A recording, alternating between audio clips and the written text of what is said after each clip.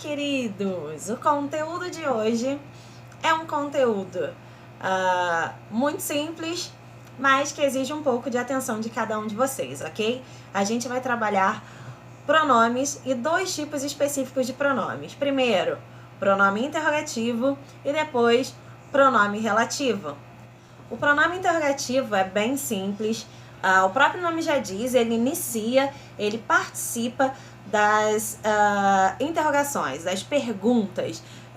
Podem ser frases interrogativas diretas ou frases interrogativas indiretas. Eles são divididos em variáveis e invariáveis. Eu vou jogar a tabelinha aqui para vocês, deem uma olhada. Os variáveis, eles vão se flexionar tanto em gênero quanto em número. E a gente vai ter os dois pronomes variáveis, que são qual e quanto. Eles podem ir, no caso do qual, para quais, e quanto a gente vai ter quanto, quanta, quantos e quantas. Como exemplo, nós vamos ter, iniciando pelo qual, a nossa pergunta, né? Qual o seu nome? Ou quais são suas cores favoritas? Qual, singular, quais, plural. Agora, uma curiosidade. Qual é o plural da palavra qualquer? Então, pensa, daqui a pouco a gente conversa sobre isso.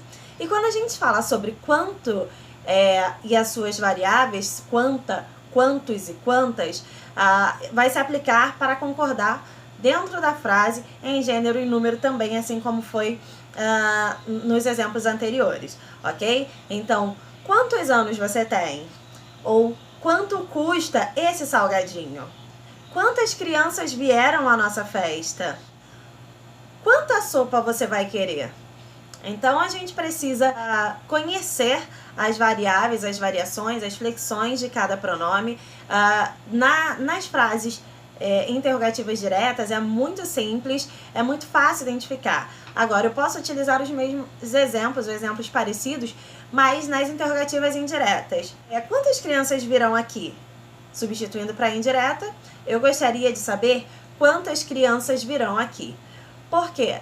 O objetivo é alcançar uma resposta. É o número de crianças que chegarão até a festa ou a residência, onde quer que seja. Então, ela é indireta porque ela não vai usar a interrogação no final do seu enunciado, ok? Quantos bolos nós compramos? Ou, eu gostaria de saber quantos bolos nós compramos. Não deixam de ser interrogativas, só que uma é interrogativa direta e a outra é interrogativa indireta, ok? Respondendo a perguntinha que eu deixei alguns minutos atrás sobre o plural da palavra qualquer. O plural da palavra qualquer é quaisquer. Ela é uma palavra que forma plural no meio da sua formação, porque ela é formada pelo pronome interrogativo qual, que tem plural quais, e por quer, que é um verbo que está na terceira pessoa do singular. Ele não vai virar qualqueres, ele vai ser flexionado em número com a palavra que pode ser flexionada, nesse caso, sem alterar a sua formação. Tratando sobre pronomes relativos, esses pronomes eles vão fazer referência ou fazer menção a termos que foram ditos anteriormente, chamados termos antecedentes. O objetivo do uso dos pronomes relativos é minimizar a repetição das palavras, para tornar um texto menos cansativo por conta da repetição de termos. Então, por exemplo, do céu caía a chuva molhava o solo. Errado está? Não. Mas se você repete muitos termos ao longo do seu texto, esse texto se torna enfadonho, cansativo de ouvir. Então, eu vou substituir uma dessas repetições pelo pronome relativo. No caso, do céu caía a chuva, que molhava o solo. Quem é esse que? É a chuva. A chuva molhava o solo.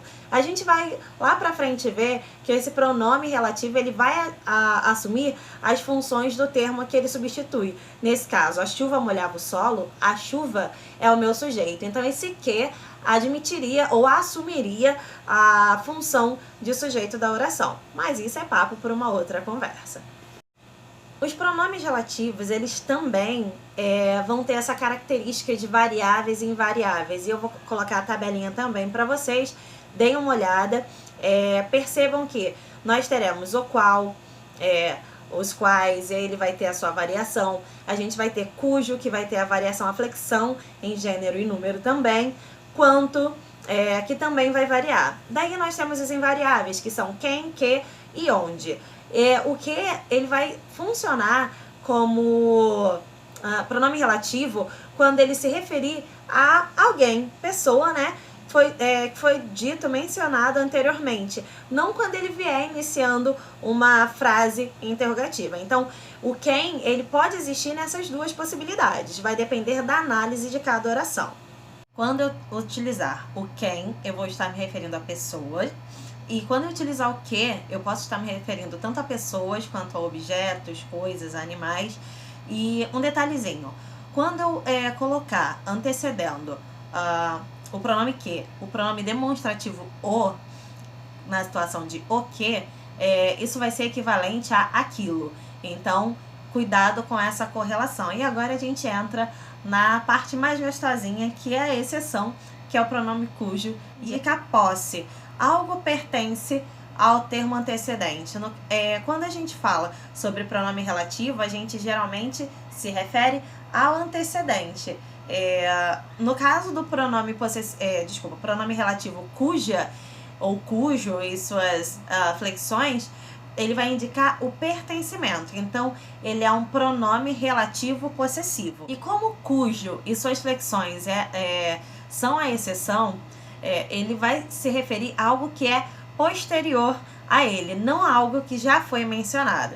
Então a gente vai trabalhar esse pertencimento de que algo que virá a seguir pertence ao termo antecedente e não fazer a referência ao antecedente em si, como os demais pronomes relativos trabalham, ok? Eu tenho 2 exemplos aqui para deixar mais clara essa situação. Por exemplo, esta é a amiga em cuja casa me hospedei.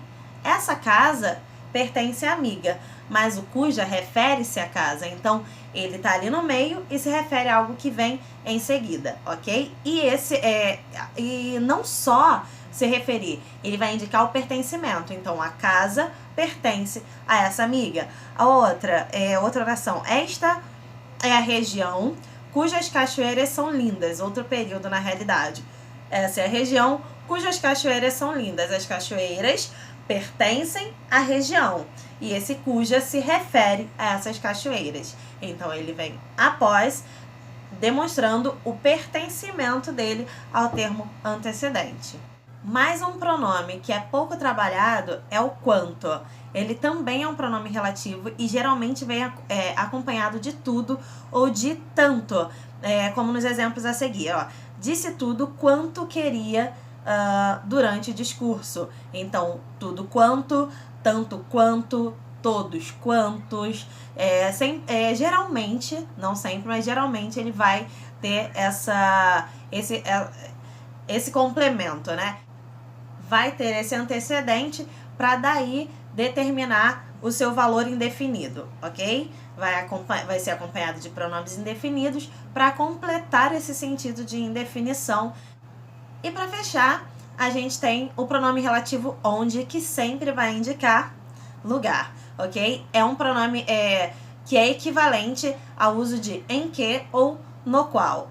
Sempre vai estar indicando a localização dentro daquele período ou daquela oração. Exemplo, o lugar onde paramos estava deserto, o lugar no qual paramos ou em que paramos estava deserto. Não conheço o lugar onde você estava ontem. Não conheço o lugar em que você estava ontem ou no qual você estava ontem. Então, sempre se referir à localização, nós utilizaremos o onde.